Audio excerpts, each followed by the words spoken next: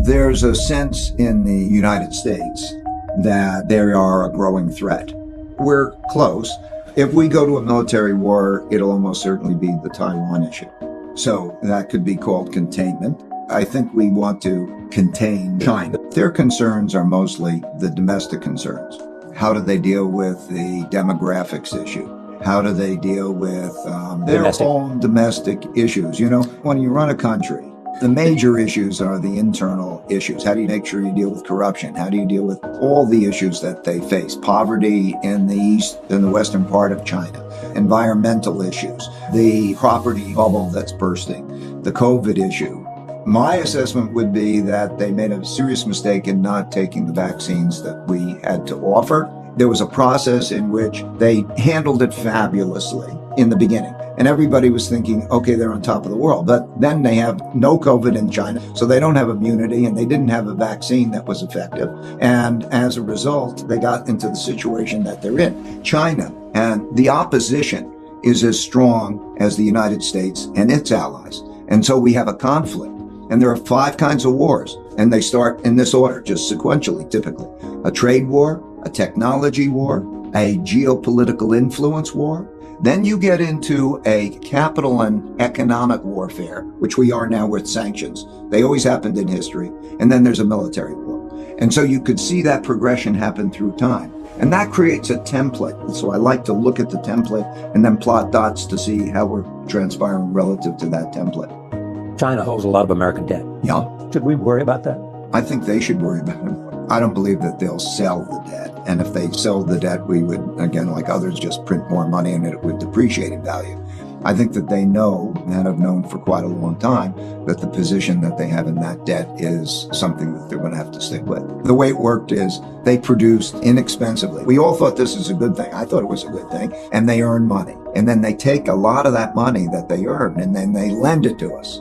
I remember when this started, the per capita income in the United States was 40 times the per capita income in China, and they're lending to us. So we borrow this money and they buy our bonds. And I don't know who got the better or worse deal, but anyway, that's what happened. So look at it this way. It's a big thing.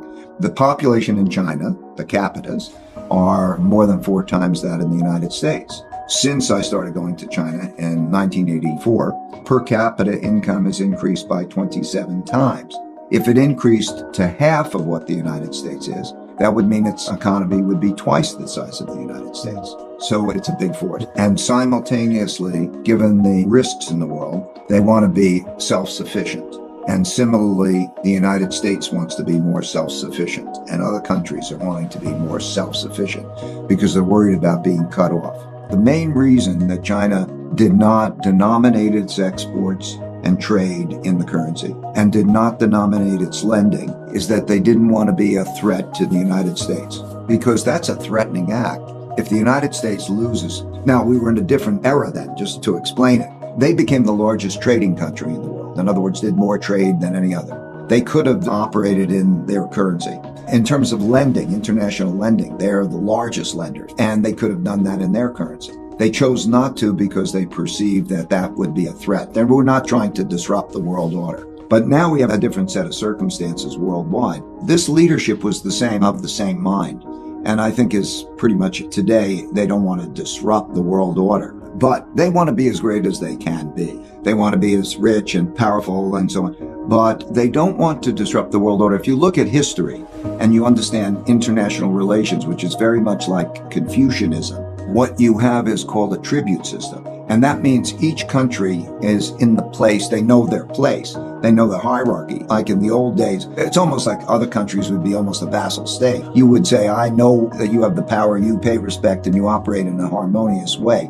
But the idea of war is a horrendous idea. So I think that they would probably be just as happy if you divided the world in half, their half and we had our half, and there was peace in the world. I'm just saying an objective is not to dominate the world. An objective is to operate in a way where there is no such war. However, that they are as strong and powerful and healthy and prosperous as they can be.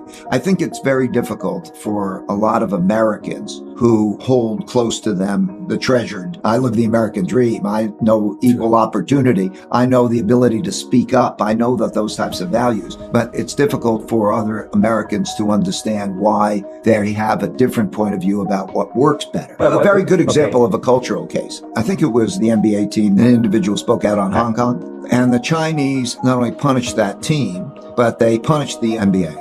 And in our, like I would say, everyone should have the right to their opinions and to be able to have free expression. In their view, if somebody's doing something wrong, that they will punish the group.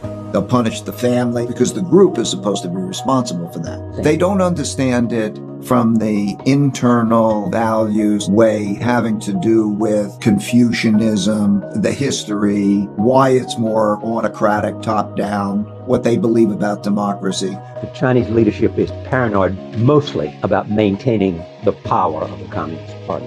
Well, they would view that as very similar to us saying the power of the Constitution, because that is the system, that's the order. In 1949, they made a system, and that's the system. When we think of party, we think of that same multiple party type of thing. They think of it as very top-down, very hierarchical, and it's like the family. Vice President of China, Wang Qishan, described it to me. He said, it's top-down, Americans are bottom-up. And the question is, by the way, we have this issue, are we fighting for that ideology? These are bigger questions. Are we fighting for a democracy and capitalism? Or do we believe that others can find their own approaches and may the best approach win out? That becomes a big question as we pursue it. So that is their approach. It may not be my approach. They will not give that approach up any more than Americans would give up the Constitution, let's say, or their freedom of speech up. So we just have to understand it's like a religion.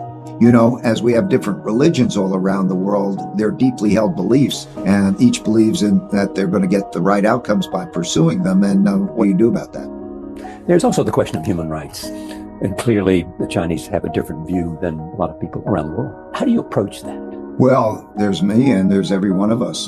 It's a cosmic question. Every one of us who buys products, or all the businesses that are operating and interacting with China or operating in many countries, I could list the number of countries, the interconnectedness of the relationships with China. We import 22% of our manufactured goods comes from China. If you're buying your Apple or you're buying your sneakers, you're in a position that's somewhat similar to me in terms of thinking about what the issues are. What I do is I rely on the guidance of the government, both governments. I think in studying their dynasties, I studied the Tang dynasty, which is around 600, and I studied also other societies. It is the things that I've talked about before. It is in broad-based education. That Confucian system was the first meritocracy that came in to create broad-based education, and then they would have exams, and the people who would get the jobs would be the people who were the most capable, and they got away from corruption and those types of things.